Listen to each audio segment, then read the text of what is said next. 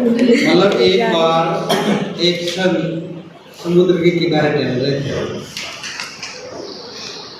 और वो अपने विचारों में खोए हुए थे। अचानक उसको एक बच्चा मिला जो रोता हुआ था। जैसे उस संत ने उस बच्चे को जाकर के पुकारा, लेकिन उसने कोई जवाब नहीं दिया।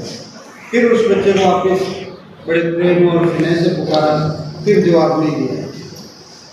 फिर संत जी ने उसको अच्छी तरह से विश्वास में लेकर के फिर उनको पूछा उस बच्चे को। तो बच्चे ने कहा कि मैं इस समुद्र के किनारे कटोरा लेके खड़ा हूँ कि मैं इसके रो रहा हूँ कि ये समुद्र मेरे कटोरे में नहीं आ रहा, ये समुद्र मेरे कटोरे में नहीं आ रहा। संत बड़े आश्चर्य हुआ। संत ने अपने बालक को कहा कि देखिए मैं भी इसी खोज में था कि मेरे इस छोटे से दिमाग में संपूर्ण सृष्टि की उत्पत्ति है, वो परमात्मा का ज्ञान है, तो इतने विशाल ज्ञान को मेरे में कैसे संभव।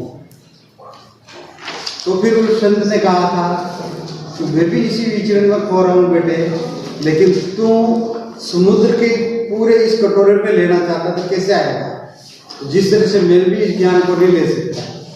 तो बच्चे ने ये कहा था कि कटोरे को उसने समुद्र में फेंका जोर से कि कटोरे में तो समुद्र नहीं आ सकता है, लेकिन समुद्र में तो कटोरा जा सकता है,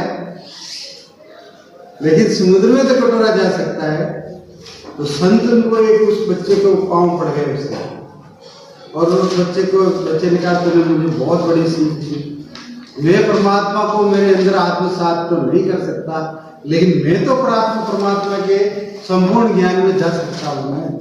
तो मतलब उस संत ने उस बच्चे से एक सीख ली, तो तुम्हें भी अपने आप को एक सीख लेना है कि इतनी बड़ी विशाल किताबें हैं, तुम्हें इनमें समाना है। अगर जरूरी नहीं है तुम्हारे में समाए, और जो इन किताबों में समा गया वो इस दुनिया में सबसे आगे बढ़ गया।